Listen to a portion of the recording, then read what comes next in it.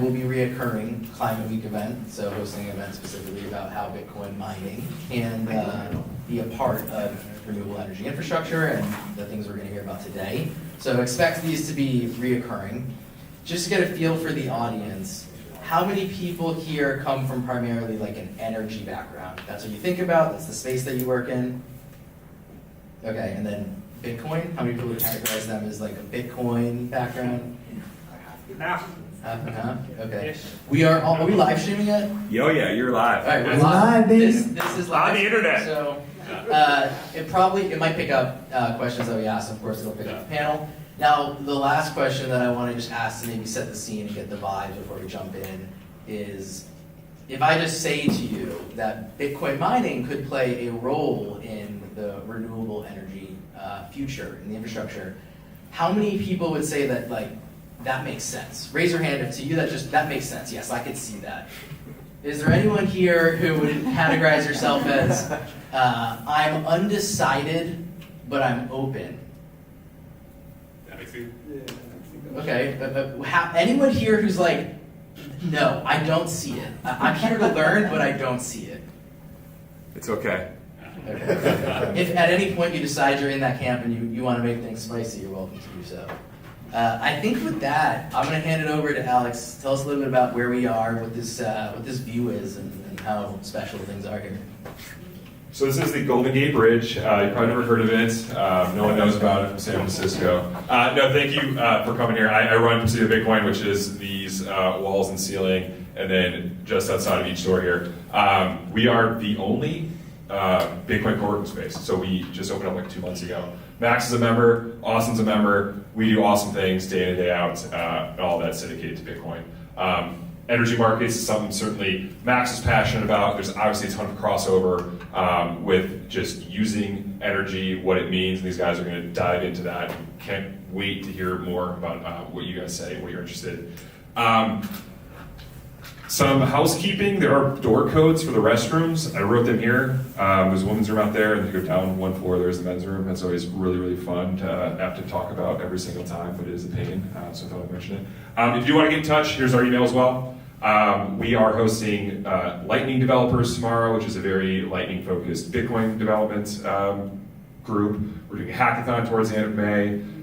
We are doing a quantum computing summit in June. We're doing a design week in September. We have a ton of events that are happening. So certainly hope that this is not the last time we see the folks in the energy space. There's lots of crossover, as mentioned, with Bitcoin, and it's great to see familiar faces from the Bitcoin space. So that's it for me. Thank you so much. Can't wait to hear you guys. We are live streaming, so if you do want to hear a replay or you missed something and wow, I want to catch that again, this is all going to be on the Presidio Bitcoin YouTube account. And right now it's also streaming to the X account, but there will be a recording as well. So with that, I will turn it over to our panelists.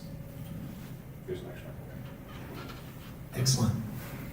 All right, well, it's a pleasure to meet some of you guys for the first time tonight and see some old faces as well. I'm extremely excited for this event. So I have some pretty out there views. My name is Max. I run a fund called Hive Mind Ventures, which invests in scaling Bitcoin and Nostr. But in a former life, I was in the solar energy industry and was part of the founding team of a company called Bright, which is like Sunrun for Mexico. So I like to joke, I'm one of the only people I know that's a solar and Bitcoin maximalist, which is a little different than this. So I'm extremely excited tonight to be with 3 experts in solar, at least 1 expert in Bitcoin as well, and talk a little bit about what I personally see as energy-backed money. I think in 100 years, when the history book gets written, the rest of crypto and all that is kind of just a minor asterisk, but Bitcoin is what Buckminster Fuller, Nikola Tesla, Henry Ford, many of the greatest minds have seen, which is representation backed by the only true currency of the known universe, joules.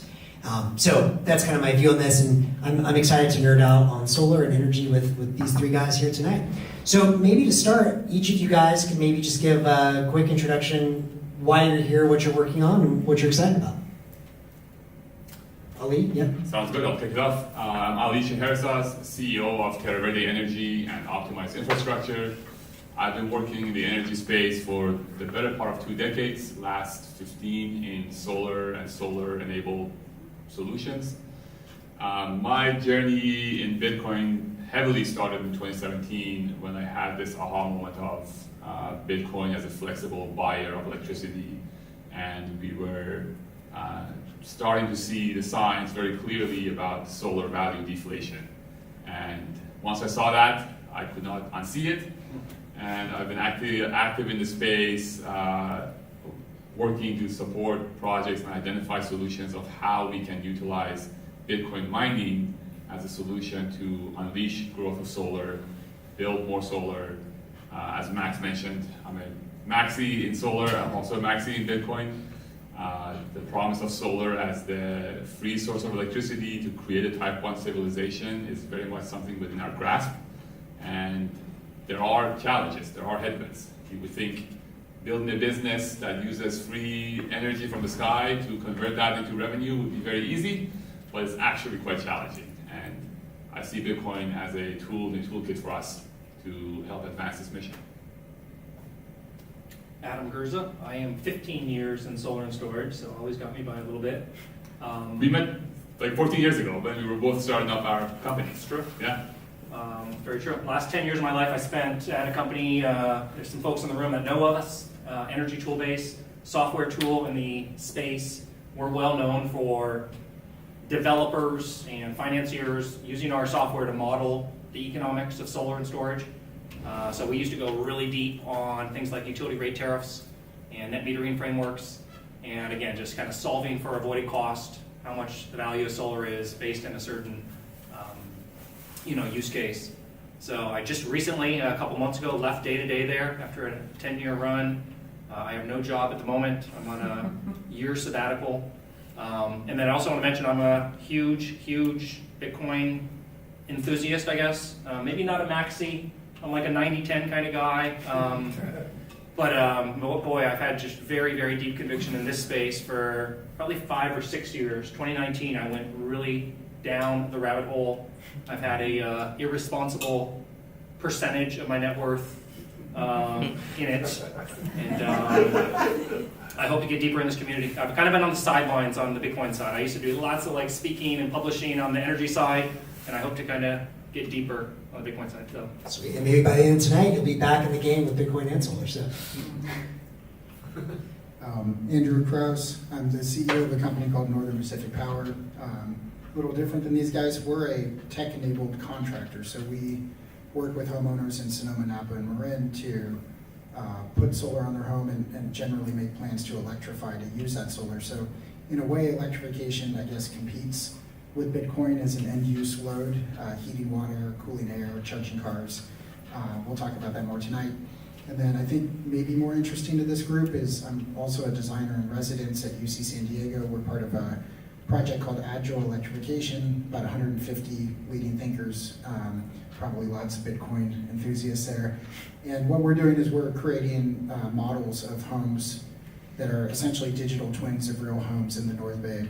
And we use those models to help evaluate every different combination of solar, battery, electrification, and generally how else to use energy. So we're using that to kind of predict the impact of load growth on the home and how people might make economic choices with that excess solar. So I'm also just a neutral on Bitcoin. My last Anycoin meetup was in Austin in 2015. It was the Ethereum group, which is a little bit different. So I've, I'm just not in the game, but we can talk solar all day. So Beautiful.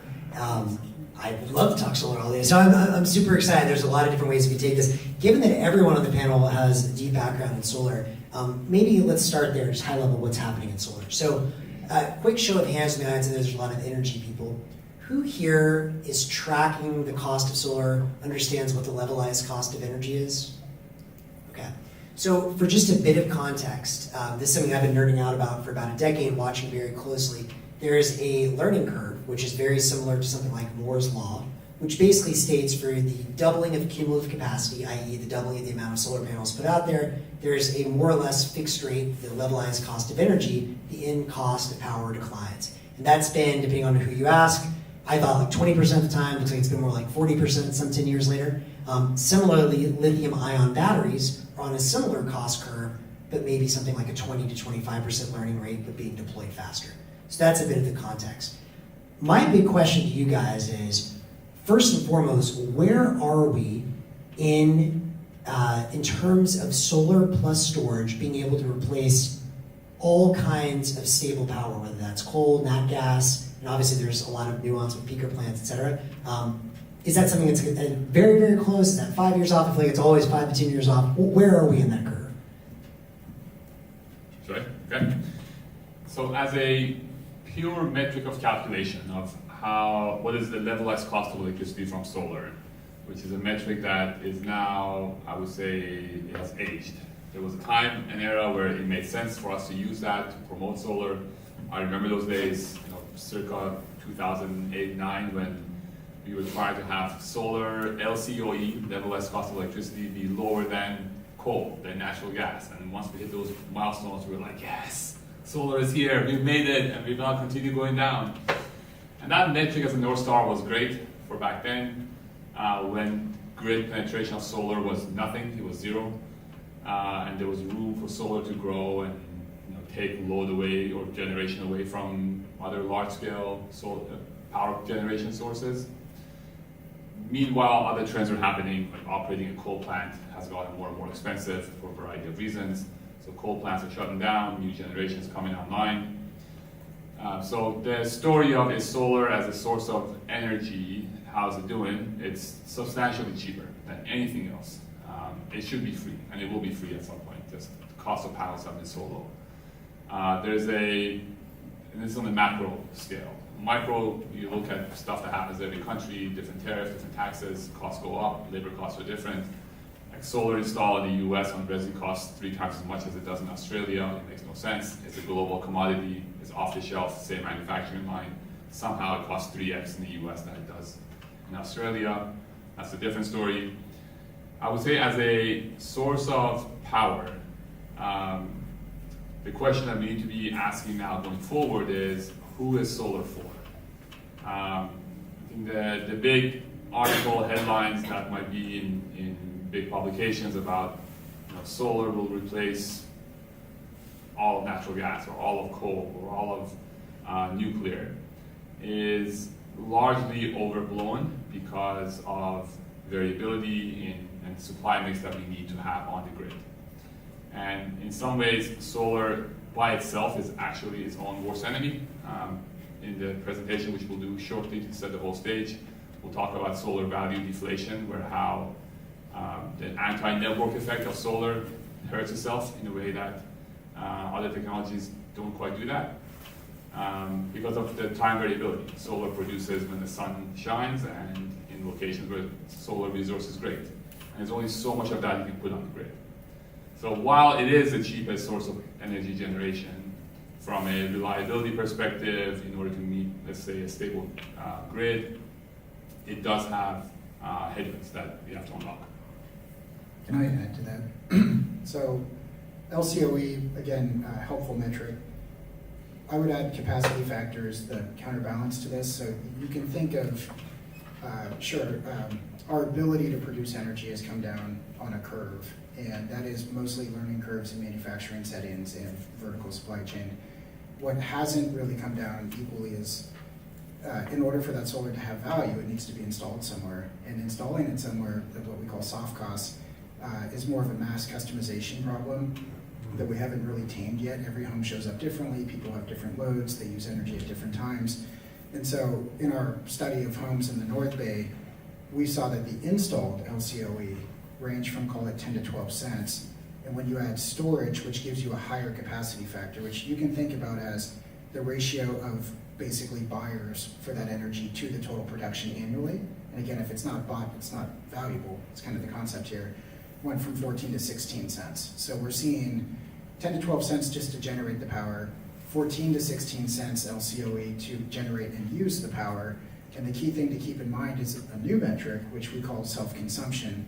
We'll kind of jumping the gun here, but in order to maximize the value of solar today, you have to have a way to use it, right? And so that's why you see solar and electrification being paired. It's use it based on what you build in the roof, not importing from the grid. So as we go through tonight, think about your 2 options for buying electricity. One is from yourself, whether it's real time from the roof or from storage, and the other is buying from the grid. And that's what we'll call solar-led and grid-led electrification. Cool. And just to be clear, those numbers you're talking about, that's for sort of distributed or residential solar. I'm assuming the costs are substantially lower still for utility scale. Is that fair? Yeah, so we use terminology behind the meter and front of the meter. The meter is the point of revenue for the utility. What I quote tonight will be behind the meter. I'm not qualified to speak front of the meter, but the concepts still apply. Yeah, largely, or by and large, utility scale, big, desert installed solar, way cheaper. Focus for tonight and this conversation is behind the meter, especially residential, Got it. where we're trying to bring, make the solar value on the rooftop much higher, and solutions are looking for that.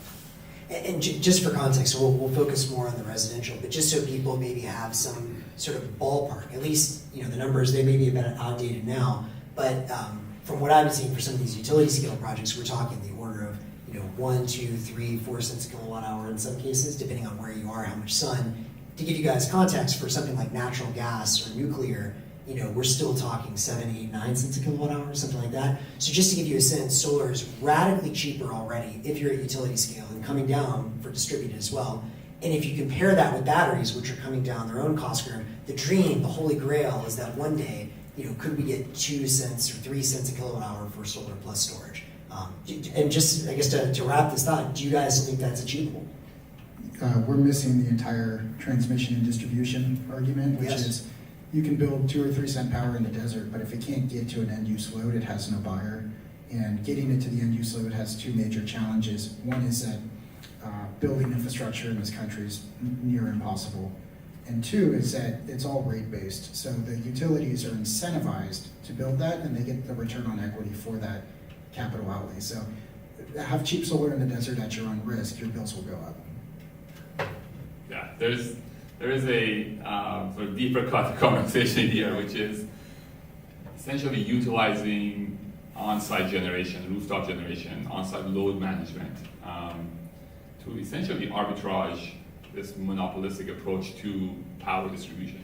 Yeah. And geographically speaking, in California, it's a monopoly structure. California Public Utility Commission sets the rates, allows the utilities to set the rates that they can charge a homeowner for electricity. They set the cap. They're allowed to charge the highest amount of cost for electricity to you as a homeowner or as a buyer of electricity.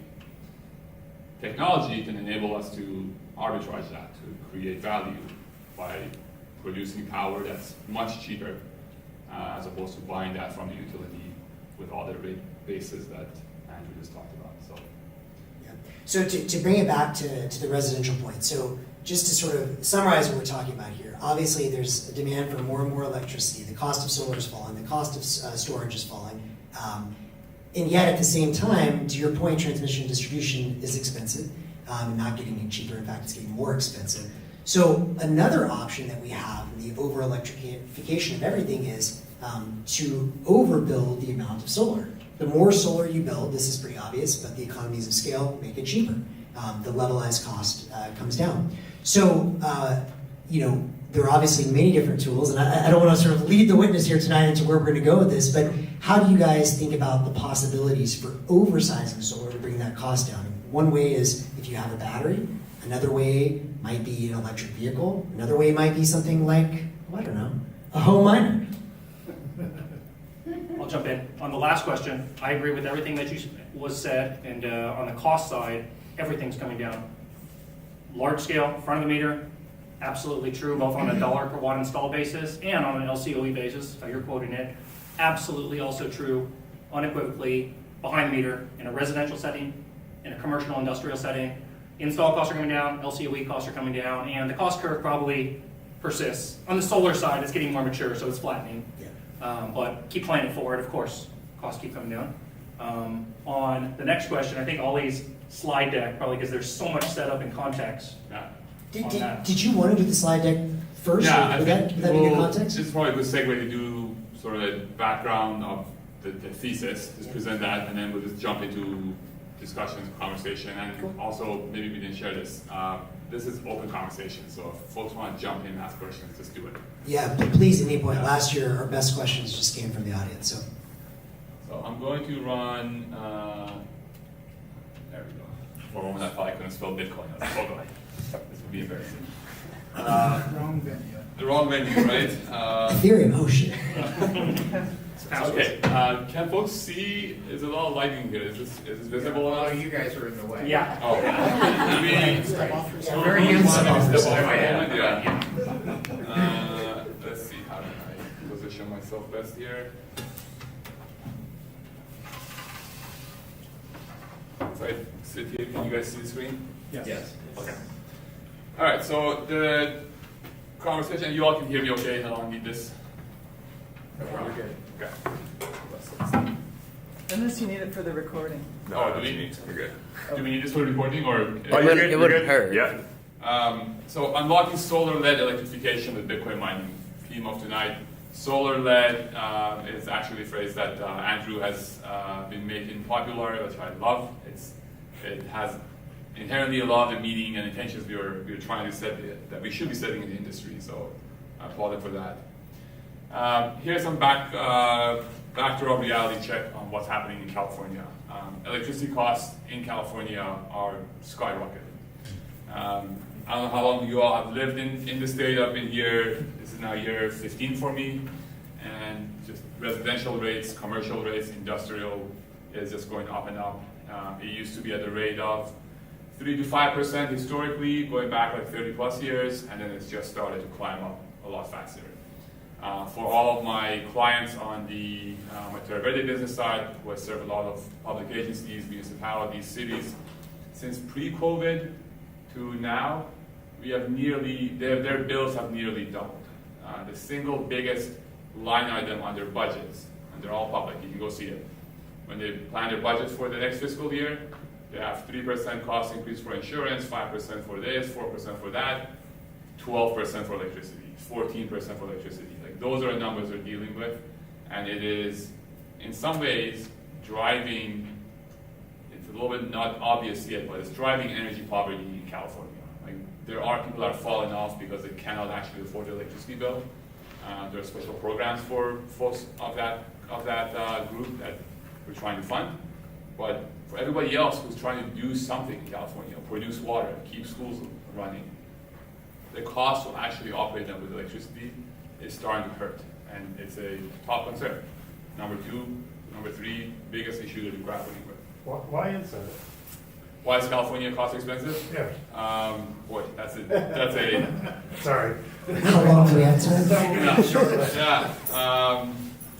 The re-regulation of California, Fire grid hardening is a huge one, especially in the last 5 years. a lot of the costs that potentially you may have tax base in California. Our friends in Sacramento have decided to put that into the electrical rate base versus making it tax base. Its cost stays varying somehow, and the rate basing has been the go-to vehicle to be able to collect values to pay for things. And we don't have as much competition in California. Like Texas as a state is a lot more open than California is. Their grid is expanding much more rapidly. They're bringing out much more load. California is struggling to onboard loads fast enough at a cost that's sustainable. We are struggling to grow. From suppliers? From like Enron type of thing? You can't build anything in the state. Okay. T&D CapEx is huge, because with all the low growth, it's not just the generation side, it's actually all the poles and the wires and the transformers, and that is insatiable right now. And utilities rate base it, and it's reflected in rates. That's a big one. What is the reality? Like, why is it happening? Root causes, deep conversation. But this is what's hitting everyone's electric bill, like this kind of raise. In parallel, there's a trend that's happening. You're also promoting, you're part of this SF Climate Week. I bet you if you go to many of the talks, they're talking about heat pumps, EVs, electrifying everything in your home. Solar is old news. We're trying to make solar sexy again, but it's here to stay, but we have to find a way to do more of it. Batteries are big coming in, but all of these also means that more electric load coming, and but it's going to be very expensive, and people are sitting there trying to figure out how do we make it happen. Induction ovens are pretty cool. If you're at in a household that can afford those right now, it's fine, but if you want those to permeate through bigger portions of society, we got to be able to make not the tech cheaper, but the affordability of the tech cheaper, right? Induction ovens are getting cheaper, they're fun, But if it's going to cost you a lot to actually cook your food, it's going to be hard to justify buying that. Quick question. Yes. How does the utility handle power contributed to the house from roof panels today? Do they charge the homeowner for their electricity? Self-generation? Yeah. So, in total, no, they don't. That is the direction things could be going, though. Andrew, you want to talk some more on that in terms of? I can say a couple things, and then maybe we should save it for probably the conversation I think that's coming. But just basics findings from our study. If you took the average of the 60 unique homes that we modeled in mostly Sonoma County, but also Marin, which is a little bit more temperate climate, and Napa, which is hotter. If you just took that average home, roughly 1/3 of the work done in the home is electrified today, and 2/3 is gas. And so we converted therms into kilowatt-hour equivalents, and we normalized it to MMBTUs. And the idea there is that 1/3 of the work performed is actually 2/3 of the cost. And this is like, I can share the data, but this is roughly true. When you electrify the home, you don't actually drive a ton of load growth, but you convert fuel from gas to electricity. So it's a very nominal load growth because electrified systems are much more efficient. You have to put less energy in to get more energy out. Heat pumps are thermodynamically much more efficient. They're less cost efficient. Because natural gas is like 9 cents per kilowatt hour equivalent. So the way to think about this is just kind of shifting right pocket, left pocket a little bit in terms of fuel. Do you want to lock into a nat gas future? Do you want to lock into a grid-led future? Turns out that solar is right there neck and neck with natural gas on an LCOE basis, and it's coming down. Nat gas is going up. So we're kind of at this balance point where it would make sense to electrify generally if and only if you have a cheap fuel input, which is why the solar comes in. That's what we call self-consumption. And the grid doesn't have the right to charge you for privately invested, privately owned, privately sited items on your property unless you connect into the grid through the rules of interconnection, which Adam can probably speak more to. So we're in this paradigm now, which is, do you graduate grid defection or do you go maximal grid defection up to and including just departing all your loads and essentially going off grid? And they are proposing, because they have regulatory capture in Sacramento. It's a very anti-solar pro IOU capture up there, at least until the new administration. I don't think they'll hold forever. But they're proposing things like basically charging you to privately invest and make your own power that you privately consume on your property, even if you don't export back to the grid. So it's a slippery slope. It would take a lot for them to, I think, get that through, but never say never.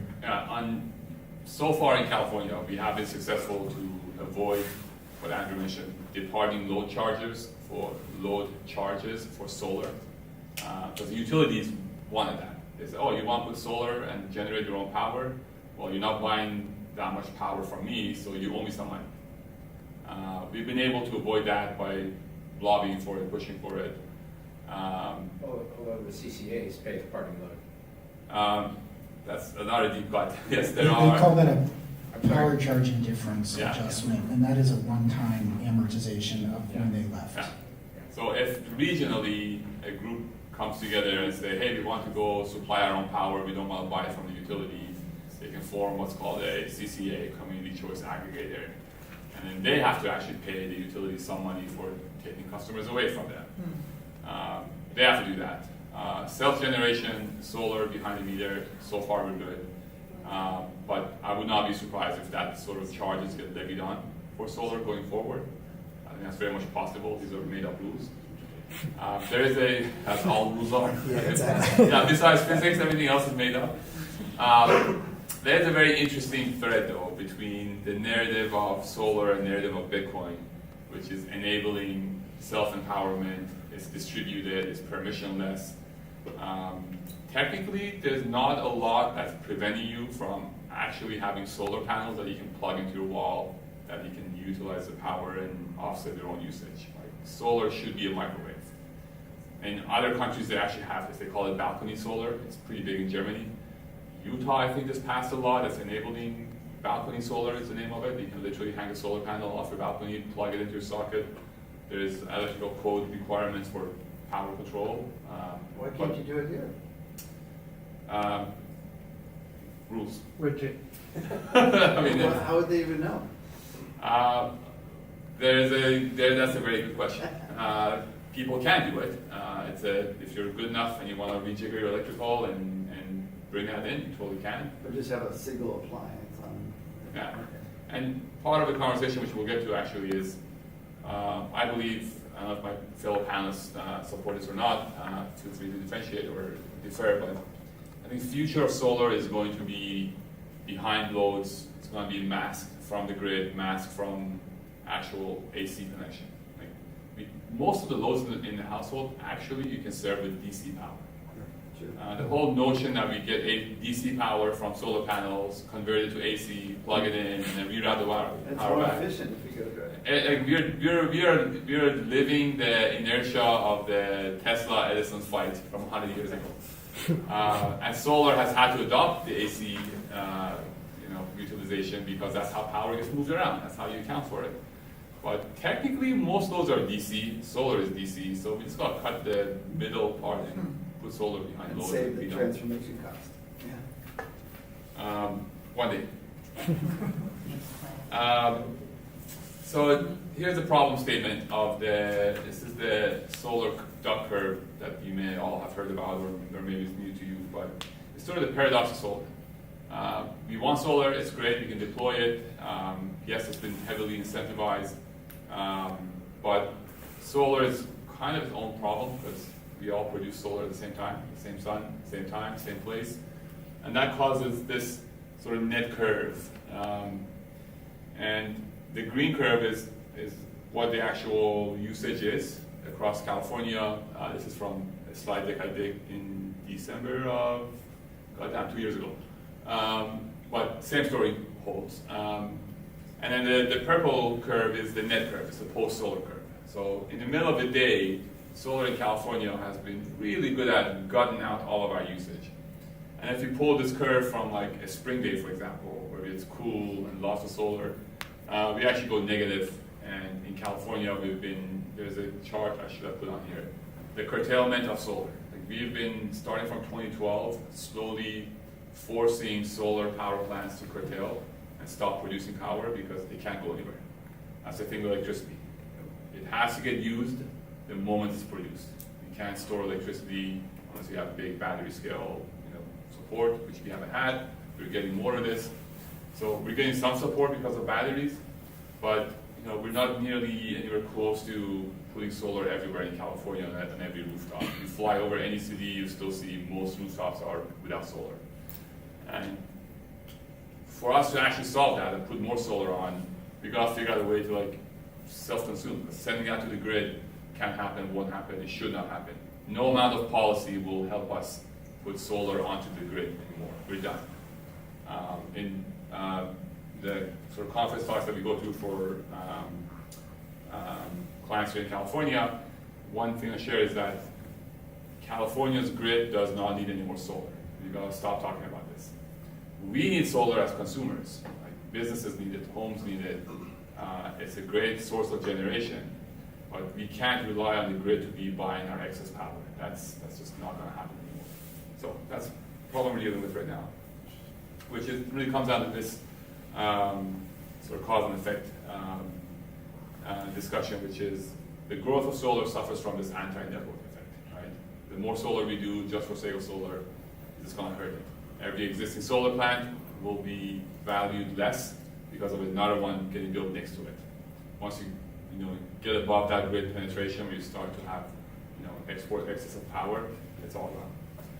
Future of solar, we call it non-export. This is where we're headed. This is the self-consumption thesis that if we want to produce solar and use it, we have to self-consume it. We can't be exporting to the grid. And the export concept here is that behind the meter, front of the meter. Being able to utilize that within your boundary is where the solutions lie. So one question that we have, which is why we gathered here, is given that folks want to electrify put more things in your homes, use more electricity because it's better, it's cheaper from a physics of energy usage. How do we actually do that if a homeowner is actually not ready to fully adopt electrification? They want solar because they want to save money, but if they just get solar and they're not able to utilize it well now or in advance of what they're going to do in the future where they will increase their load, how do we do that? How do we overbuild solar today? Because if you're going to build solar, build it bigger the first time. Right? No point building half of your roof with solar today, come back 4 years later, add more solar because your load went up. Like it's just too much cost of install. Once the technicians are there, the panels are there in the back of the truck, adding 4, 6, 8 more panels on top, it is dirt cheap. Solar panels cost like less than $5. It's just that cheap. So here's where the thesis comes in, which we'll get into a little bit of economics and conversation. We'll bring the panelists back. This is the paradigm shift of thinking about Bitcoin mining as a buyer of surplus electricity. Buyer is highlighted, and the key word here is surplus. How can Bitcoin mining do this? And it comes down to really 3 key features of Bitcoin mining, which is it's a programmable load, it's responsive, and it provides a path to monetization. Meaning, as a programmable load, it's essentially a computer that has power controls on it. You can tell it, design for it, with if-then statements, with cues, signals, that if there is excess generation, turn the machine on and start to utilize that excess energy. Or if the cost of electricity is below some logical number, some data point that comes in from a grid demand response or tariffs or rates, however you know, mine Bitcoin. If it's more than that, or if there's not enough power available, or some logic of a program tells you, control system says turn it off, you turn it off. That capability of a load that you can program both in advance and in real time is a great feature of Bitcoin mining because you can tell it what to do, and it responds to your commands. The responsive part inherently talks about the fact that you can curtail it or ramp it up, and it doesn't hurt anybody. As a Bitcoin mining as a machine is part of a bigger network, a pool of mining computers that are out there. There is no obligation for your specific machine sitting here in your basement or a massive data center, in the valley, to be online 24/7 to mine Bitcoin, consume power. You can turn it off; it doesn't hurt anybody. You can turn it back on; it doesn't hurt anybody. It's not an operation that is that lacks responsiveness. An aluminum smelting plant, you can't just turn it on and off on the go. It requires a steady ramp up, steady ramp down. Bitcoin mining is one of the most unique loads, just like a computer load. You shut it off and it's done. It's okay. It's actually meant to go up and down. That's how they're built up. And the biggest feature of it is that it provides a path to monetize electricity like no other load can. Electricity inherently is a local market. Electricity in California costs what it costs because of the boundaries of the market we have in California. The electrons we produce with solar or with natural gas in California are the same ones that are done in Texas, same ones that are done in Australia. It's the same physics, but the value for those electrons are different because it's a time and geographic feature of electricity markets. Electricity is not a global market. Bitcoin mining is a buyer of electricity that actually provides access to your electricity from your local site to a global buyer of electricity that never shuts down, is always open, doesn't need a contract. You contribute to the network by mining, you get your rewards pro rata of your share. It's running all the time. You don't have to come in and go based on any requirements. You provide what's called hash rate mining potential, you get revenue. It's straightforward, it's transparent, everything is auditable, there's no middle person, you don't have to go through any contracting mechanism. It gives you that access to monetizing your power. So how can we put these two together? Here's a solution that we're thinking of, which is utilizing Bitcoin mining as what I call shadow load in order to future-proof electrification. So this is something that Andrew can talk about a lot more in terms of the real conversations that happen at the dinner table, at a homeowner who's interested in solar now, is planning on thinking about buying a heat pump, induction oven maybe, or electrify their car and get an EV charger, they know their load's gonna go up, but it's not gonna happen for like 4 more years. Right? It's not in their budget right now. They don't wanna buy that solar, all of it today. So here's a solution we can offer them. We can build solar and overbuild to your future load today. It's a cheaper build, one-time installation. We get you what you will need in the future when you're ready to electrify. Overbuilding, over-provisioning solar. You use Bitcoin mining as a solution in the interim to utilize that excess power that the homeowner doesn't need, right? So they might need about 70% of that power today. That's all they buy, that's all you sell them. Any excess solar, you put that into mining, which you can load control, program, and put into your economics and figure out how much money you need to absorb that excess power. The revenues from Bitcoin mining are still better than excess power going to the grid. And going forward, power going to the grid will either be illegal, or it will be zero, or it will be penalized. One of these 3 scenarios will happen. We won't be exporting power to the grid. So mining will be there to buy that excess power to prevent it from going to the grid. And then how you set this up is for 2 to 4 years, or however long you have that arrangement set up, your Bitcoin miner buys the excess power. And then when the homeowner is ready to buy, electrify, and put the next thing in, you pull the Bitcoin miners out, you sell them the next appliance that uses electricity, and as a result, you go from selling 70% of the solar power to 100% of the power you're generating. So it's essentially a step-up power sales arrangement, leveraging Bitcoin mining to allow you to overbuild today, cheaper, help the homeowner get there one time, so you don't have to do another installation down the line, or underbuild now and then they'll have an extra bill down the line. How this looks like economically, these are just graphicals to get us there. The orange curve at the top is the bill savings calculated for a homeowner over a 20-year period. This is the avoided cost of solar we talk about. And in the first couple of years, this is like a 2-year scenario, the excess solar that's being generated is being utilized by Bitcoin mining, so it's kind of taken off the top. The homeowner is only buying as much as they want to buy in the first couple of years. When they do electrify, they ramp up and they buy the rest of the power. So their savings actually goes up because their avoided cost of electricity now is much bigger because they've added more load. At the bottom, it's your revenue to the solar owner. So if you're the solar owner that's putting in the solar, the battery, in the first couple of years, using Bitcoin mining up there to soak up the excess solar. And then when the homeowner is ready, you pull the miner out, you sell the rest of the power.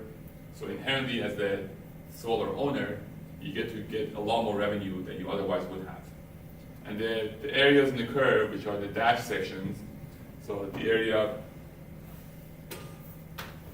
down here, this is the extra value that's created for the solar owner for overbuilding solar today and getting this extra revenue down the line that they would not have had if they did not do this. The area up here is the savings to the homeowner, that by choosing a decision to overbuild solar today, they can take advantage of a future electrification and avoid paying those costs to the utility down the line. So just electricity costs, or is particularly the orange also capturing fuel transfer away from gas? This is just electricity. So I haven't put in there fuel switching costs, so cost avoidance of gas. I have not also put in here, let's say you as a solar owner sell the homeowner the induction oven. There are companies that are in the solar space that sell everything, like all the appliances and everything else. EV chargers are pretty big. So yeah, this is all this electricity. And like this shaded area right here, this is like the amount of solar that's being bought and used by Bitcoin miners for a couple of years. And this could be longer as this goes on. Oh, put the screen shut off. But I think that's the end of the slides. So we can jump into, no. But how financeable is the Bitcoin mining revenue over, let's say, Everybody gets off on that. the life of PPA? Yeah, because there's going to be halving and mining's going to become less and less valuable. Yeah. So you've got to kind of finance the mining rig, and mining rigs will get more, more advanced than maybe the rig that you've got how are those dynamics working out? I'm not close enough to the mining. Yeah. A lot of risks. That's it. Yeah, I'd love to jump into that. Do you want to give a primer on Bitcoin mining economics? Do you want me to? No, please. Yeah. So a few things that were mentioned here about halving and economics of mining. So I'll just give an overview of those concepts and I'll talk about it in this context. So Bitcoin mining is a pretty brutal business. You look at the stocks of publicly traded Bitcoin miners, the big ones, they're all struggling. Mining has this flaw in its name as it relates to Bitcoin, which it sort of sounds like, oh yeah, it's like mining for gold or mining for some ore that you find like a mine, you get exclusivity to it, and that's yours to go extract as much as you want. And based off of your own cost and economics, you can decide how much of the stuff you get. Because you got exclusivity, you can figure out your approach. Bitcoin mining is like blue ocean fishing.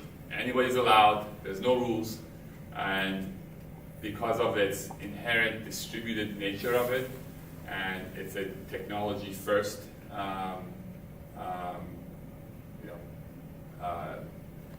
solution, the rate of innovation and disruption has been so much that the amount of Bitcoin mining happening around the world globally is just, it's an asymptote. It's a vertical line. It's going to be, it's big, it's getting bigger at a really fast rate. It's beat every prediction that's ever been published about how much Bitcoin mining will be there. It's been fast. Even all the fear-mongering articles about Bitcoin mining is going to eat that much electricity, it's even more than that. That means that the competition to actually stay ahead of the game and mine Bitcoin is very intense. And if you're in the business of just using fuel to mine Bitcoin, I would say it's a pretty horrible business, especially if you're planning to build new power generation for the sake of Bitcoin mining. Bitcoin mining is the bottom feeder of electricity. It's meant to be used for the kind of electricity that's waste, the kind of electricity that we don't need for some time, right? Timing is very important. While the tech for mining has also gotten cheaper, like building a 1 megawatt Bitcoin farm used to cost 10x what it costs today. But because of the distributed nature of it, people are actually hacking on this stuff and building more open source mining chips that it's going to completely disrupt the cost, so more people will mine Bitcoin, so we'll get even more competitive. So the notion of I need to plan ahead for like a 20-year pro forma for Bitcoin mining against a power plant is completely false. Like the tenor of a Bitcoin mining deal and the tenor of a power generation deal do not match up. Nobody should ever try to go build a 20-year asset for power generation against a 20-year Bitcoin mining load. Bitcoin mining is, you gotta make the money inside of a 2-year period and make it good, and then be done with it. That's why the solution here is something we are exploring, and there are cases of this done in California where you want to use mining as a reason to create value in something else, part of the value stack. It's a tool in the toolkit, it's not that thing. The tool here is mining is being used for upfront, near-term purchasing of your oversupply of power, so you're not wasting it.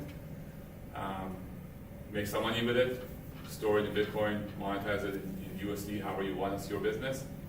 The total capex of the project that you will use to go get tax credits or underwrite it, it's 99% solar, battery, other electrification costs. 1% is actually cost of Bitcoin mining. These machines are pretty small. I forgot to bring mine from home, but it's a box of this size and it's a 3 kilowatt engine. It's less than half the size of that projector. If you go in the back of the room at the end of this, we have a bit axe there, which you'll see. I mean, it's not quite as big, but it literally could fit in your hand. Yeah. So the straight cheap computers. Relative to the cost of a solar project for home, medium-sized home in Bay Area, North Bay Area, it's like 50 grand worth of solar battery and controllers and power logic stuff. It's a few So I thousand have to think dollars. about if I've overbuilt a 20-year, for the sake of argument, solar panel. Every 2 years, I'm going to have to buy a new generation of that box that's faster, better, cheaper, and it has to pay itself off in that period of time. if you're overbuilding and you have no other plans to use that power, Yeah. right? The thesis here is we want to marry the home electrification, Uh-huh. right, and solar-led home electrification. I'm using your words. With mining as an enabler of it. We're not saying overbuild solar so you can mine Bitcoin for 20 years. And it's only for the 2 years. You're just saying. 2 to 4, yeah. It's a short risk window, so you. Short think risk that you window Beat the and, risk. and have an ideal customer profile that will want to electrify and plans on doing that. On a portfolio level, some That's what's homeowners may really not. paying for it, is the upgrade and the Yeah. usage. Okay. Right. So maybe for Andrew, I'm curious, does that consumer exist? I could be exposing my own terrible planning, but like a 2-year forward, I'm gonna get an induction stove. That is not something as a consumer I'm like concretely planning for. How do y'all see that playing out? I'm gonna proffer a different mental model here. So irrespective of mining Bitcoin or not, what we see is that homeowners under the net billing tariff, which is a successor to net metering, I'm just gonna kind of walk through logic like slightly differently. So solar historically was not paired with batteries. Tom, you know this. Solar produces energy under a different load shape every single day of the year. In the winter, it's very different than in the summer. Depending on the orientation and tilt of your roof, it could look very different on flat plane, tilted at the latitude, southwest, north, east, you name it, right? Historically, 50% of that power was going back to the grid, what we call exports. 50% was used coincidentally with loads that were apparent at that time. That is thereby avoiding imported energy. So the way you create value is actually buy from us real time, don't buy from the grid. That's the arbitrage. It's really important to understand that too. We don't sell power, we reduce cost, right? That's a kind of a profound thought. We don't give power to the grid for money. We give power to the grid to trade against our future costs.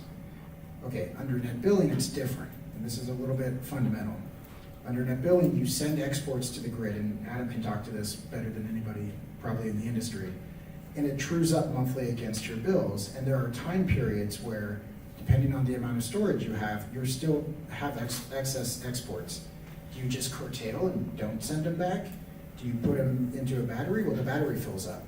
Do you put them into a car? Do you boil water with it? What do you do? What is your form of storage? Each one of these has a different value. So generally, it's going to be much better, as far as I can tell, to use that excess energy to provide driving miles, or to heat water, or to cool your home, or otherwise avoid energy, which is going up 10% a year right now from the grid. Okay, but when you put solar and battery on your home, you may not be ready for a furnace to go to a heat pump, or a hot water heater to go to a heat pump water heater.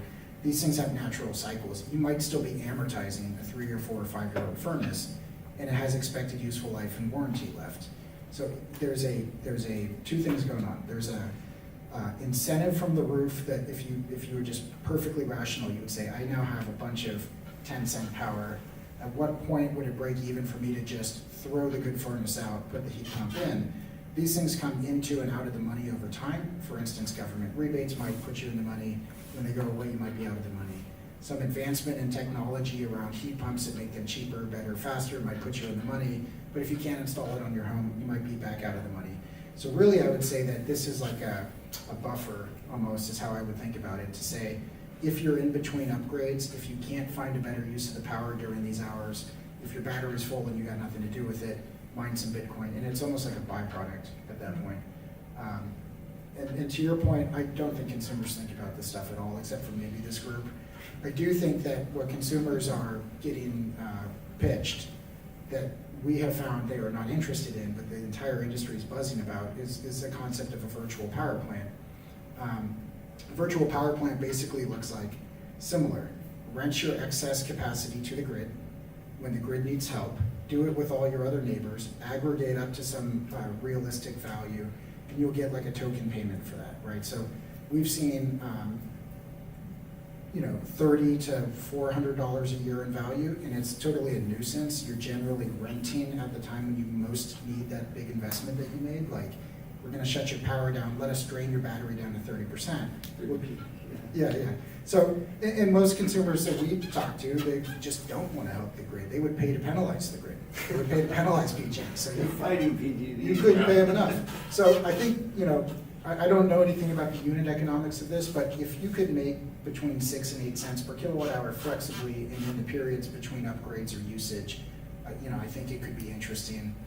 Real questions about how you distribute this stuff and take it back and all that, but we can do that a different day. I'd like to add maybe a bit more context in the mining piece as well. Obviously, we've talked a lot about residential, which I'm very excited about in the future, but given sort of your background at Generate, it is becoming much more financeable at utility scale as well.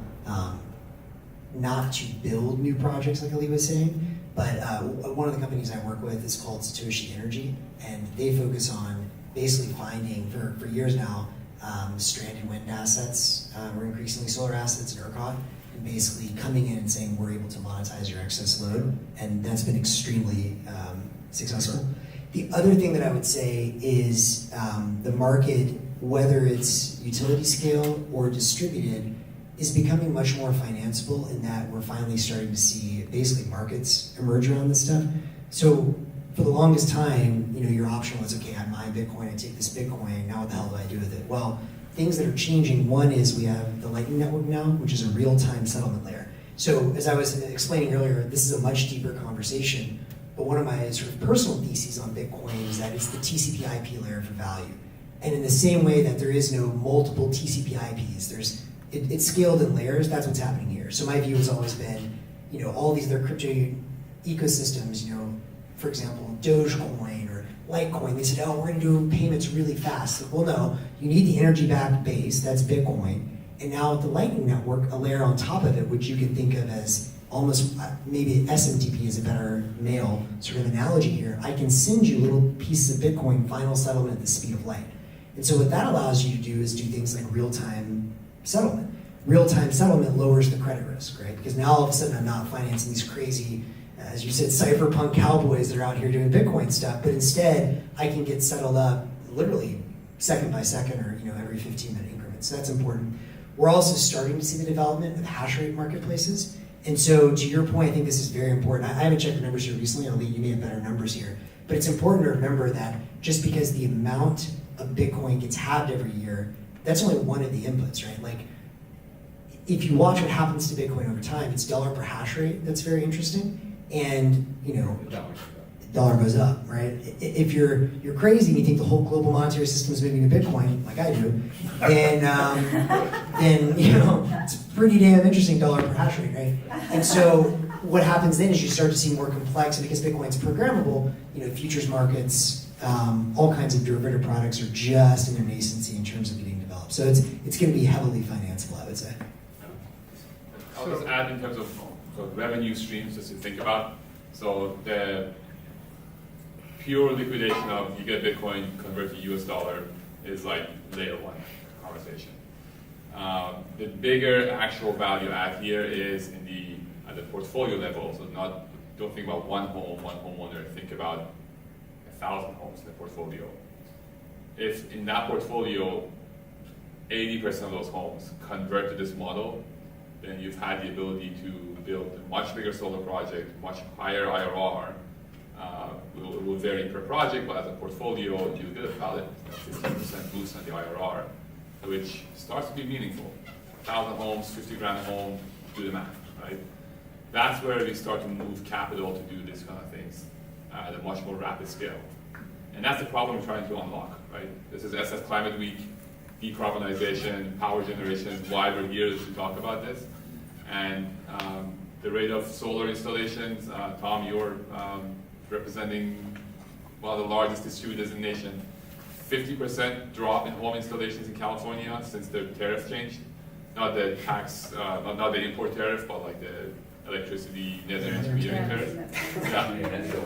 Net billing tariff. Like that's a real drop. Like 50% of California solar installers went home because they cannot install.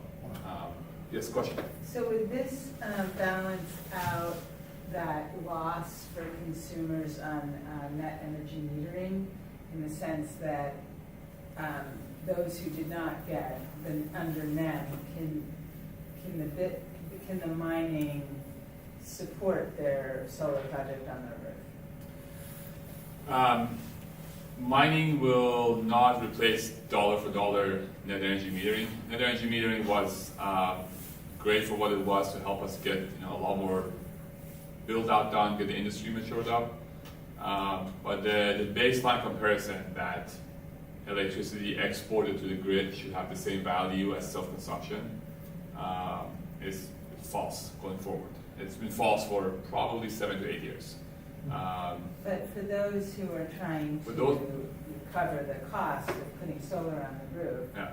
putting this mini miner in their home, is it something that can facilitate that can offset those additional costs? The cost recovery has come in the form of just pairing with storage. So we, in the prior generation of modeling, you would just offset basically 100% of your annual consumption with a system that produced that on an annual basis. Now we pair storage. Originally that was like doubling the cost. Pairing storage has now kind of come to almost the same cost for certain technologies. There's a ways to go. But again, the battery size is a constraint for how much of the solar energy you can harvest. So if you have a 10 kilowatt hour battery, you can only swing 10 kilowatt hours you made in the day to using in the evening or at night. So there's still a lot of loads that occur outside of the solar window or outside of the solar and battery discharge window. I would put this more like in the ecosystem of value capture. This would have kind of a unique niche. It's not replacing imports. Systems can stand alone on. But it's decarbonizing the mining, which is an issue. I mean, mining is very carbon intensive if it's not coming from clean energy. I want to jump in. I'm just cutting right to the chase, skeptical. I've had this conversation a lot with Ollie over the last year because I love geeking out. I've been in energy for 15 years and I love Bitcoin. And I love and I'm super bullish on the concept of stranded energy. And there's tons of good examples. I think somebody rattled off a couple, co-locating with wind in Texas and Bhutan. They're just like overflowing with hydro. And the nation state is just like mining and like banking. It's just brilliant. It just makes so much sense. And another really good example is Crusoe. Oh yeah. Man, those guys, what a brilliant model. Like natural gas in Texas, flared methane, and they're locating mining on site, capturing, reducing the carbon, to your question. And it's just like, damn, why didn't I think of that? That's and it's profitable, I think, on unit economics. This, which I'm super interested in, and I love kind of like hacking and thinking about and modeling, there's challenges on the mining side, like retail versus the big, huge institutional guys that are at scale with like low cost of power. So I don't know, my overall is like, I'm super interested. And I think in some settings this can like work, feels still a little bit like a hack. And I think you need like a forward thinking, pioneer minded person. They're out there. I've always said, I think there's a company that he's working with that's done this 80 times, but at scale, and also, man, explaining this all simply at the kitchen table, poof, like we're all geeks here, and it's a lot to wrap your head around. One thing I think super important, I just want to clarify for my own personal application, but for everyone. When we say mining, right, what mining actually is you have these, what are called ASICs. They're specialized chips that can only do one thing. It's a one-way hash function. That's all it can do. And those chips get better and better and cheaper over time. That's why Lee was saying you might have to finance over 2 years and 4 years.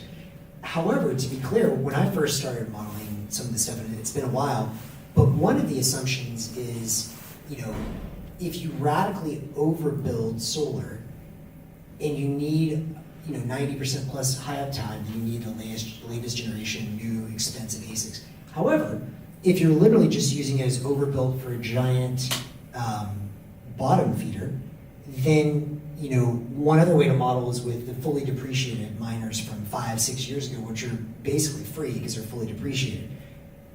Are you assuming in your model or thinking about, are you looking at depreciated ones as well, or would that work, or do you need to buy the new gen to make it work? Yeah. My 2-second answer is, and you take it, it doesn't work. Period. End of story. I just think latest generation versus, just because you're seeing these step changes in like hash rate, so I just think older generation, maybe a couple years out of date, like you can like But boy, after that, and I think the math falls apart. I'm not a Bitcoin geek, but counterpoint, I mean, do you see resi solar having barriers to scale? Of course, and we're experiencing it now with Yeah. NEM3.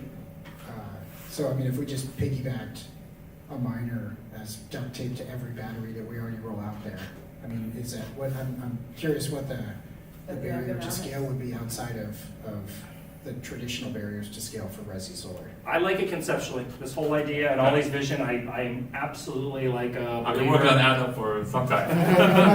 I might be missing something though. It seems like it's just a piggyback network that Totally. runs on the But load. what you're saying is though you can't mine and make enough, you can only make money versus exported power. You can't make money versus net meter, time shifting with your battery. So you have to be overbuilt, if I heard you right. We want to overbuild Because we want Bitcoin's not gonna earn enough money. We want future-proof for home electrification, because that's where the value is, right? Well, not really. For the guy who buys the mine today, the value's, you know, am I making more money or offsetting my electricity bill, quote unquote, for mining better than without having the mine there, just having a battery there. So for the geeks in the room, that's the conversation to have about like, I'm mining with my solar, I'm making, I'm mining Bitcoin cheaper than I buy the retail off of Coinbase, for example. That's not what we're here for, right? That's Well, no, but in other words, if I could just buy a battery, I could time shift retail rates.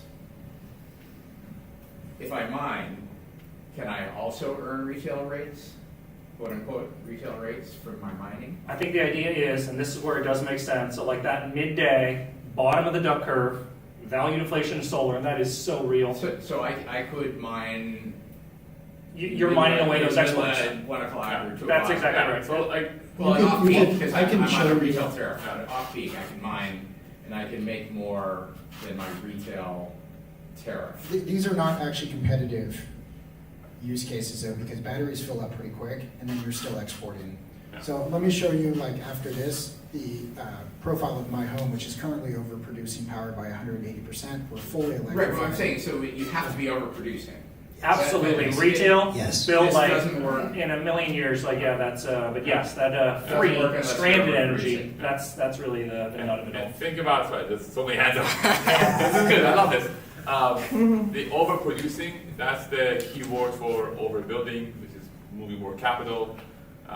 We don't want to just do it for wasteful reasons. We're doing it Right. because of the kitchen conversation is, or the trend is, we are gonna electrify things. So let's just get ahead of that. Let's enable that. That's a hard sell. I think we had a question in the back. Well, you know, is there a way to simplify what you're saying in a use case scenario that describes the cost of the mining device and the cost of let's say it can be used between, 11 and 3 o'clock every day. I mean, have you put those numbers together to see what the offset would be so that it could roll out? Right, for right. Adam could build residents? software like he did in Energy Toolbase that says, oh, so my I best mean, use I of this see that electron. you're seeing the bigger internal picture, or but if this was something mine. that could help residences choose to overbuild or see some sort of offset, what that offset is it the cost of over a 3-year period of putting in a heat pump so that, oh, my heat pump will be paid for in 3 years, and Yeah. that's when I need it. And it- that, the latter part of your message is exactly the conversation that is consumer facing. No consumer, no homeowner should be sitting down thinking about the rate arbitrage, Bitcoin mining, what is this box. This is not a conversation with kitchen table. That conversation is like for us for financing the overall project. I'll just share 2 data points. Well, I think a lot of people at their kitchen table are willing to do some pretty crazy math to try to get clean energy. I mean, so I think it's, Or clean Bitcoin. or clean Bitcoin. I mean, I'm just, your average climate freak, but I think a lot of people would have the conversation, but it maybe reducing it to simpler terms of the mining machine costs this much and it's so, there's some details that I'm not understanding of what I'll you're saying. share my experience on big commercial scale solar with engineers that run plants and have these power cost conversation. It ultimately comes down to how much of my bill can you offset with this technology today and over the next 20 years. Right. The time of use, the arbitrage, they look at the conversation, but it just comes out at the end of the day. What am I going to be avoiding to paying the utility? Or how can I hedge my electric costs? So the conversation for adoption, in my opinion, has to be very much simple on helping you get that electric heat pump, helping you get that EV charging, because the state's mandating. Is it $100 a month or $20 a month? And those are the numbers that people Yeah. care about. It really just comes down to that conversation. Ali, do you have, so some years ago, I worked on a paper, you guys can Google it, there's a calculator involved called Bitcoin is Key to an Abundant Clean Energy Future. ARK Invest built the actual model for it. And what we actually looked at. I read that. Oh. Good paper. That's it. Thank you. What that model showed was trying to look at solar batteries and mining as three different inputs. Have you built that like roughly, or I'm sure you have internally, but to look at that for homes? Yeah, that's what's powering the models behind here. The paper you're talking about was for like grid scale, Yes. large scale, like how can we get more solar to the grid? And there was the argument of But critically, the model looked at, to someone's question, batteries competing with miners, and looked at what if we did only batteries, what if we did only miners, and what they're if we did very mixed complementary, and Exactly. that was the thesis. And that works at utility scale, that works at resi scale, as Andrew was saying. The battery fills up quickly, then what are you going to do? How can you do So that? do you, I mean, is there, I know it's dynamic, but is there like a simple unit conversion from kilowatt hours to mining efficiency to Bitcoin? There we Again, go, that's not the part of it, question. but Yeah. what does that look like? Because just as a consumer of my own product, we filled our ID4 today, we cooled the house, it was hot in Sonoma, and we put 30 kilowatt hours back on the grid. Like, how much Bitcoin value did I lose out on by not having a miner today? Question. We need a simple, I couldn't agree more. Don't forget though, a lot of those inputs are moving targets. I mean, hash rate is doing this. But you're having your markup, so you're really giving the consumer, so when I create a product, I'm going to sell it to my consumer for a markup of 2.5. Just like currency exchange, like when you're buying currency, it's moving all the time. Sure. But you can make a lot of money trading currency and especially if you're, well, anyway, just. The key think of it takeaway as for a this to product. scale would need to be simplified by an order of magnitude. And I think that was your question. It's I like couldn't agree more. importing, every time you import anything from another country, especially now, it costs a different amount. Sure. But you have to stay in business if you're selling these shoes, no matter what the currency is doing, what the tariffs are doing. So that's a markup. That's just a standard retail markup. So if you have a standard retail markup, there can be some fluctuation in the margin. Understood. And so the consumer knows I get 3 cents a kilowatt hour, but it's 3 cents I wouldn't have gotten if I didn't have the mining thing, or whatever it is. I think that's the key point. We've tested a lot of framings in a similar thing, which is how do you sell people enrollment in a virtual power plant program, which we've decided to abandon because it's too complex. I think it's getting closer though, and the concepts like grid dividends, when you're not using your power, we're going to put it in the highest and best use, and there's smart controllers to figure it out. It might charge the battery first priority, it might mine some Bitcoin, it might sell to MCE or Sonoma Clean Power. Don't worry about that, right? I think that people are interested in knowing that if there's excess capacity, there's a market for it, whereas today there's not. And if there is a market for it, it's putting it on the grid, and you're essentially penalized for that. So. And maybe there's a partnership with a residential battery company that just like mounts it onto the battery. So what comes to mind, and I these guys are in the network. I don't know them well, but Base Power in Texas just raised a $200 million round to oversize batteries and install them at their cost. But again, we're talking now about a different angle, which is they're in an unregulated grid. So there's local distribution markets. That could happen in California. I mean, we can wish for these things. And if that were to happen, So in California, transmission and distribution are operated by the same entities. Uh-huh. If you separate the grids, then you essentially take the taxes off of locally produced power from the bulk power system. Different set of geeks.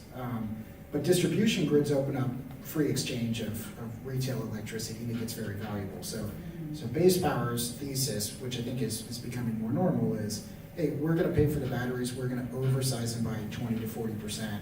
We're gonna figure out how to sell that excess power every hour of the year. We have an off-taker, which in this case is the Texas distribution market, to do it. So in a way, it's a kind of a proxy for that. Homeowner basically just says dividends. I'm making money from my investment more hours of the year. Yeah.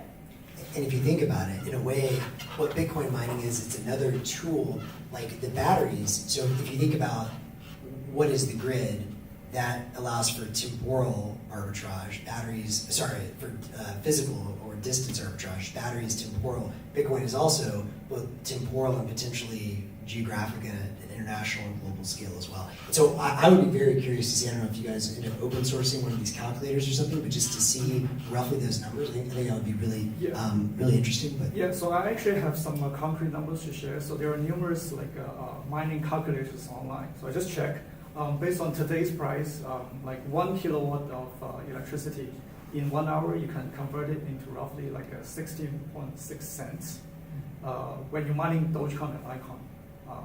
That sounds really high. Kilowatt? Yeah. Per kilowatt. Per Kilowatt hour. So if you 60 run, cents a yeah, kilowatt 60 hour. cents. Yeah, you earn 60 cents from 1 kilowatt of At 93K. Wait, you said you're mining Dogecoin or Litecoin? Yeah, because I only have data from the stuff that we produce. So we run some numbers on it. So for 1 kilowatt of electricity, you get 16 cents. So I would have made $5 today. Yeah, around $4. Yeah, $4 and per- that helps the consumer understand, I mean, and that, so they're not only facilitating cleaning up Bitcoin mining, they're also getting a little bit of money. They're getting a tiny reward for that. I mean, it's been proven that even a digital reward of a little trophy going, bling, you did something good today, makes people feel, so if they're getting a couple of bucks, it's. That number sounds shockingly high to me. I gotta Yeah, mining check it out. Bitcoins won't give you that high income, but mining Dogecoin and Litecoins are giving you. I want to sniff test that one. and I think it also gets to the point of the kind of ASIC you're using, which is why I was so curious. Good point. Remember, Good point. if you use a depreciated ASIC, right, that's essentially free, and that can work. I mean, I thought about this much more utility scale. That can work if you just like stupid overbuild, right? And so I'm kind of always of the mindset of like, hey, what if instead of building like a megawatt, we build 10 gigawatts and like overbuild so much that even if we're only mining for that 2-hour period at the bottom of the duck curve, who cares? Because it's just free money, if you can size it correctly. Obviously, it's a little different at the resi scale. Looks like we have a couple more questions. And how long did you want to go to? Because I have 2 crazy questions I About want the to get next to. 30 years of my career. I love that answer. Yeah? Okay, so maybe let's do 2 more questions or... So you had a I just want to make sure everyone gets at least one question in if you came here Yeah, with a question. who has not gotten a question asked? That Please. There's also like 300 people watching online. There's a bunch of questions in there too, but we'll obviously prioritize this. Are you serious? There's actually 300 people watching. Yeah. Is okay if I go? Yes, Okay. please. So this is actually, the focus tonight has been about the home mining and residential solar, which I understand why that was the focus. But just curiosity, if you go back to the slide that you showed for the cost of energy going up, whatever, huge graph up 90%, et cetera, are there really no use cases being discussed where California could use the Bitcoin mining companies the way other states are starting to do, or the way that other countries are starting to do? Because that feels like, Change things up here. is there any angle there, meaning helping out modernize the grid, or these promises that we're hearing from other states? Is California just a no-go because of the way that we're structured? I'm in that camp because, if you look at California relative to the 50 states on retail electric rates, it's top decile it's up there. It's got to be a top 5 state, right? It's So- 2 behind Hawaii, which has island power. So, on average, retail cost of energy in California is like the highest in the country, and it's going higher. And I completely agree with that chart. So I think that's another reason to be a little bit skeptical of like California Bitcoin mining scales, unless we're solving for stranded energy. That's why I was curious, are there any of those other angles, even if it's like another decade from now, where, because one of the reasons that you said was, you know, that we can't grow because we can't afford it, but could a Bitcoin mining company come in and help develop the infrastructure because they're going to benefit from the energy that they're going to get? I want to say real quick, I think the most important slide from all these decks was the value deflation of solar. That is so real and so obvious. Like that duck curve, it's for every marginal megawatt or gigawatt of capacity coming online, you got to understand, I mean, the value of that is just, going lower and lower. That's that anti-network effect. It's like the opposite of Bitcoin. Metcalfe's law, more users creates more value, creates more utility. It's the exact opposite. More capacity, the value goes down. Is it the same for Bitcoin though? When you start getting more and more miners, it's the same. You start to deflate the potential earning. Like if everybody was mining between 11 and 1 p.m. in California, Yes. you would saturate the terahash or the. There would be a lot more competition for it, It'd for be sure. the same issue, right? Yeah, it's the same issue, and what drives Bitcoin mining towards the lowest cost wasted electricity. Like Bitcoin picks up waste electricity, which turns out, since I got into the world of Bitcoin and this opened up my eyes, there's a lot of waste energy on this planet. There's a lot of overbuilt infrastructure that's underutilized. There's a lot of energy that's getting flared or being wasted in the systems. Bitcoin is like a mirror to humanity, showing us how much waste exists, right? Which is totally fine, right? Because it was in that, when I saw that waste that exists, it created the aha moment of, oh, let's not be afraid of waste, because now we have a buyer for it. So let's just go overbuild so we can electrify, we can decarbonize, and we don't have to be fearful of near-term waste, but we can go soak it up. That I support and love.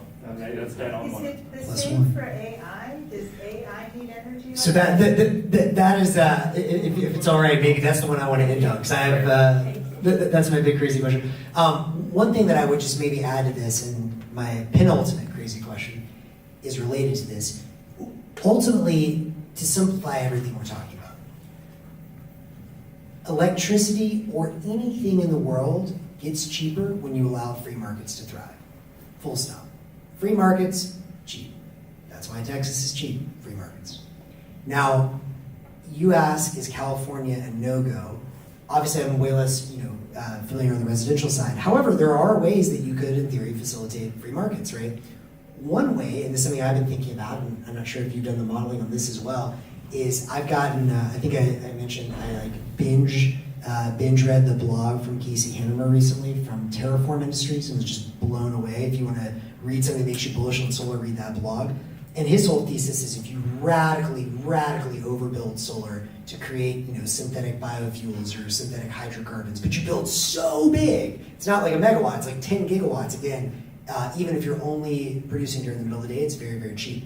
So one question I keep having, and this is my, I guess, controversial question I want to get everyone's take on, what about a world where we no longer need a grid and everything is hyper-local? In the case of residential, maybe that eventually evolves microgrids and real-time settlement. Or maybe it's like, you know what, we just took, the state of Arizona or the Mojave Desert and it's just solar panels and that's it. You can't get the power from there.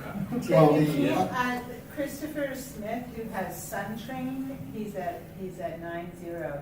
They're using the infrastructure of rail cars to transport utility-scale electric batteries. So instead of putting in transmission lines, they can use the existing rail lines. What's the name of this company? It's called SunTrain. I just put an article on it on Cool Hive. Cool. Very cool.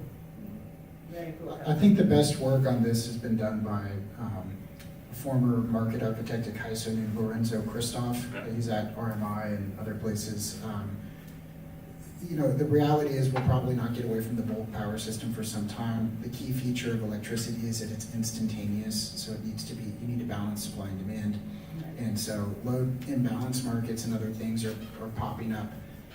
What I would like to see is that the typical home imports between 10 and 15% of their energy. That's kind of the elbow on the curve that works right now. And that elbow shifts very slowly, even with dramatic shifts in price reduction due to things like the mass customization need and et cetera.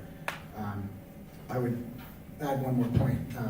I don't think the way the California grid has institutional incentives is to make it cheaper or to get people to fund it, or we would have just put it in the tax base, right? So it's not a money problem, it's a political will problem and probably a little bit of logistics, but it can be done. It's just, it's a monopolistic grid compact that's kind of stopping this right now.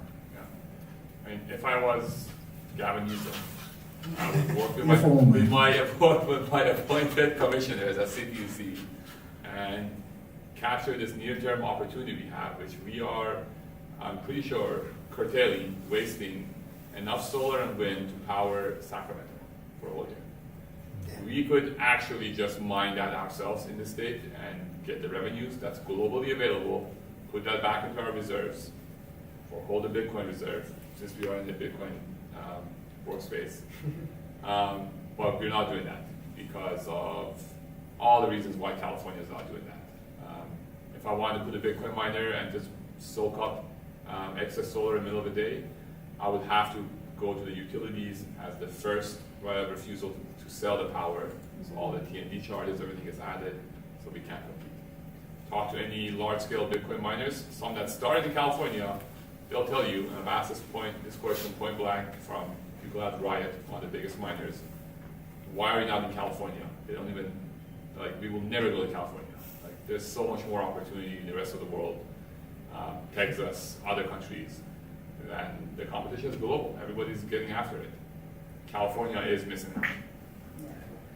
Maybe one last question from Jim, and I want to end on the AI thing. That sounds good for everyone? Cool. Yeah, so I'm curious, you brought up a really good point with Gavin Newsom and the XF power that we have here. Like if suddenly they were like to change their mind overnight, like how quickly could that scale and at what cost? Like, is compared to, I don't know, putting it on a rail car as a battery and shipping it to LA. Yeah, it's a data center. I mean, if you want to talk about big scale build out, it's as fast as you build data centers, and they're doing them rapidly in Texas. They're building out, 100 megawatt, like 700 megawatt scale data centers. So I guess theoretically, you could like put it on a rail car and take it, provided like the solar. Probably a lot of logistical issues with that. I mean, you can build them stationary in a location where there is access to excess power available. I would just, quick pointer, the Duncan Campbell and DER task force put this study together on like a full off-grid, microgrid data center build out and speed. They have a cool online tool. Stripe was involved. I would check that out. It's really good too.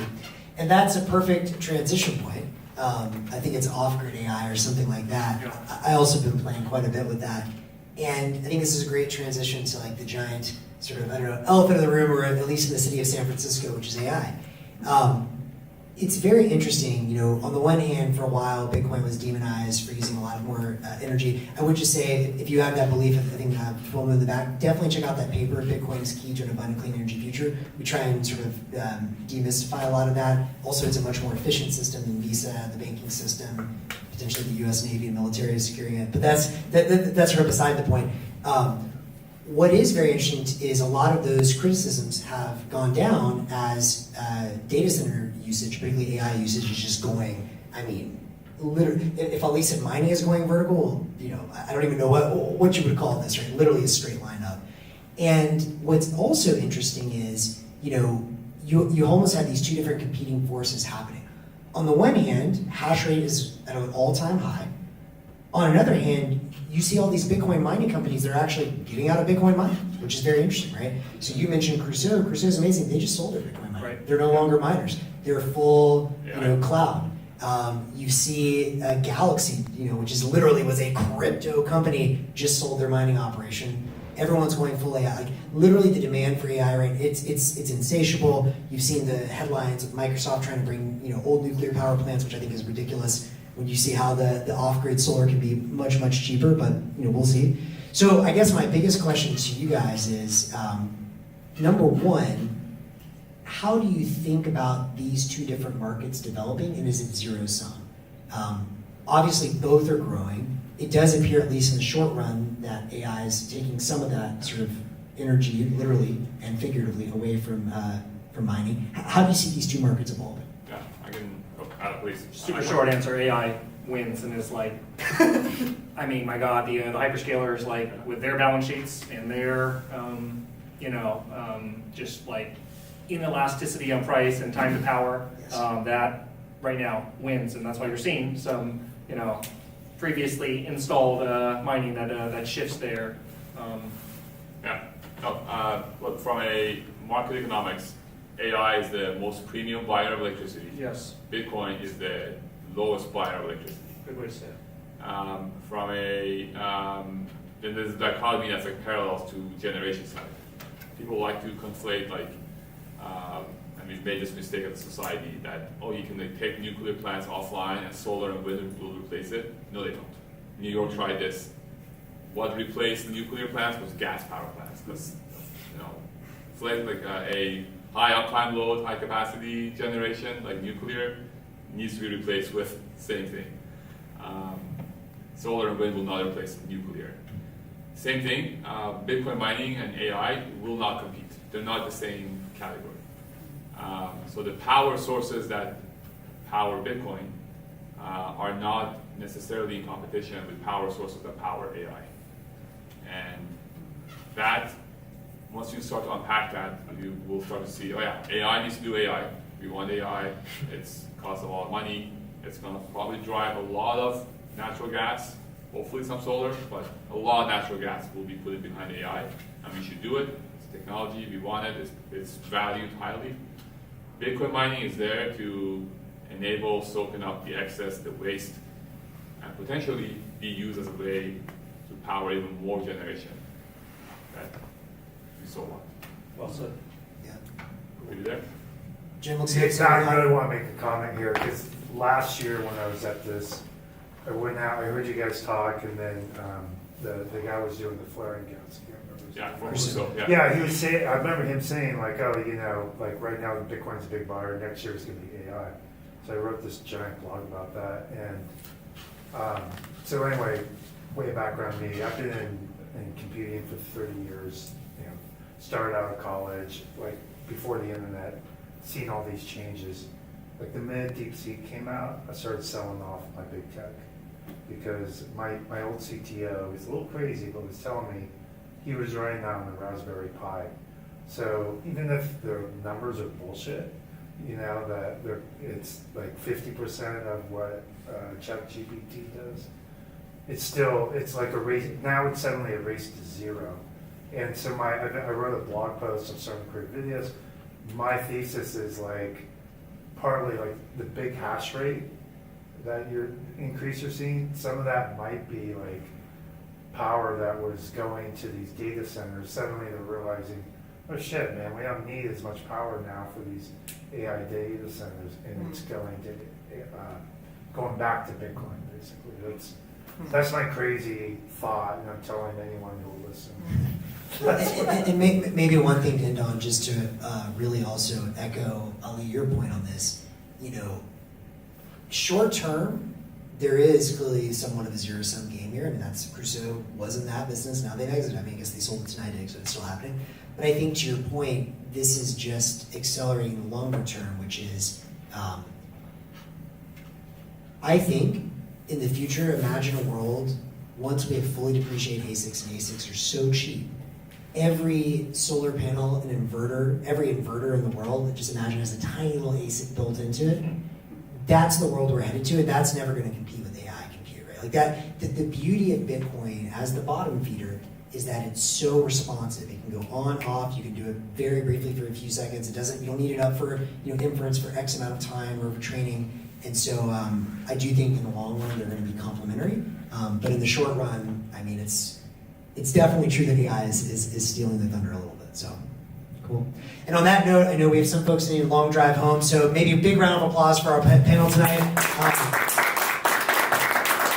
And I would also just like to say, this should just be the start of this. Like, clearly there's so much knowledge up here, and I mean, this is incredible. We should be talking AI and energy regularly. So hopefully it'll be before even next year that we do something like this again.